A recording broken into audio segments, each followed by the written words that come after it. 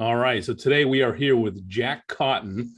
Jack pretty much wrote the book on selling luxury real estate. Actually, he did write the book on selling luxury real estate. If you haven't gotten it yet, you probably need to. So I first met Jack a couple years back when he was doing a program at the Naples Board of Realtors. And Jack, before we get into today's questions, tell everybody a little bit about what you're doing right now in the luxury market.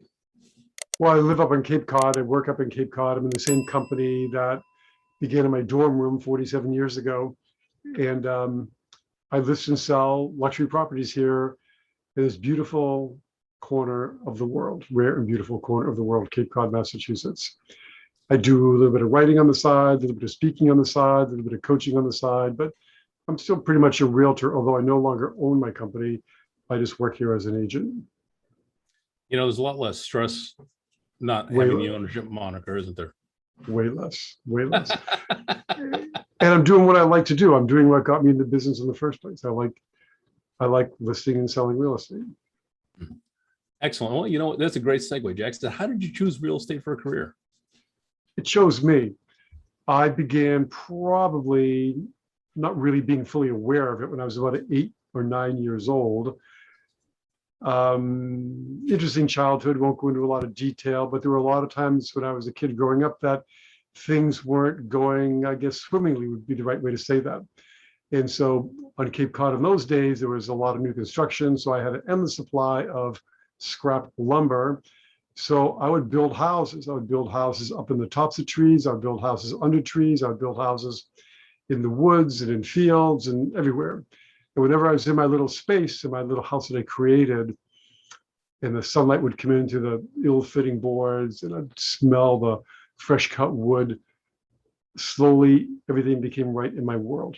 And that is a feeling I've never been able to get away from. I call it the treehouse feeling. And that's what drew me to this business, because I believe that I help people achieve this feeling, this security from all the bad things in the world that are in your oasis in the storm of life, otherwise known as your home. So I'm a part of people finding that oasis, and it's still fun for me after all these years. That's awesome. And I could absolutely talk all day about tree houses. So many stories about them growing up. I don't know if you recall them, from Massachusetts as well. I did the same thing. Every scrap piece of wood I could find, building tree houses was awesome. Well, so when I sold my company in 2005, one of the first big purchases was that I bought from the #1 treehouse builder in the country out in California.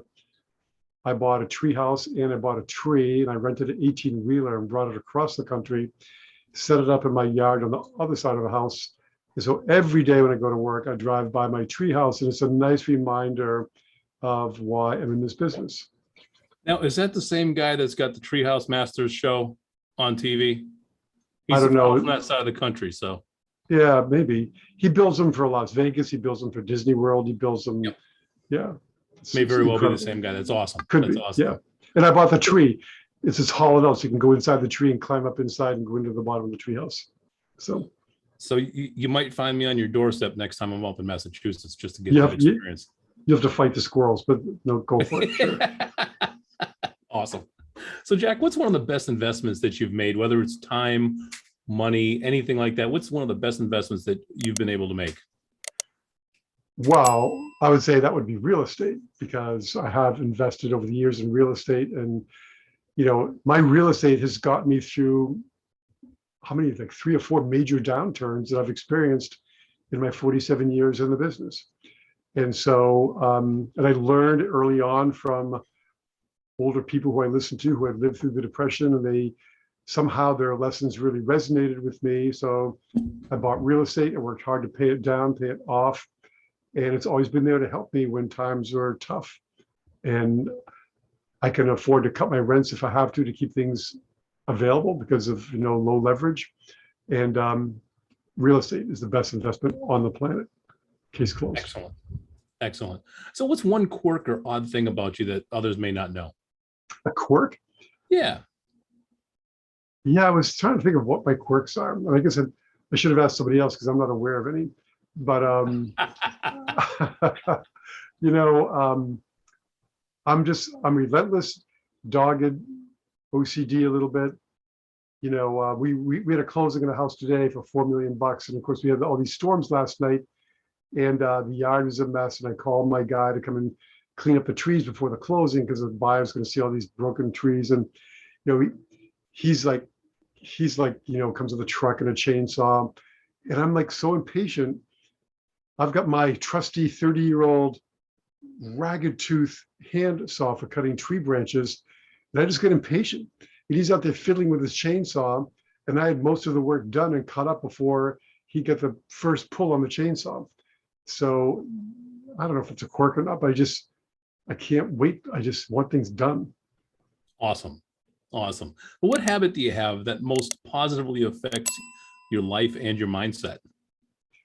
I have a habit of 100 times a day or more, literally, remembering what I'm grateful for and praying prayers of gratitude for those things that I'm grateful for, and just being aware of being grateful for the things that I've been able to achieve with the help of the Almighty and hard work and guidance and all that stuff. So being in a mindset of gratitude to me is critical. Awesome. Love that. And what bad advice do you most often hear in your profession? Well, I guess there's a cliche about, we all hear this from the day one in real estate, right? Buyers are liars.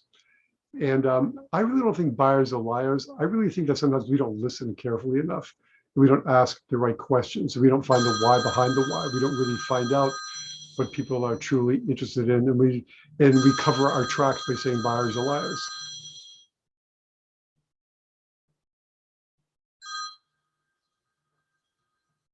I lost your sound.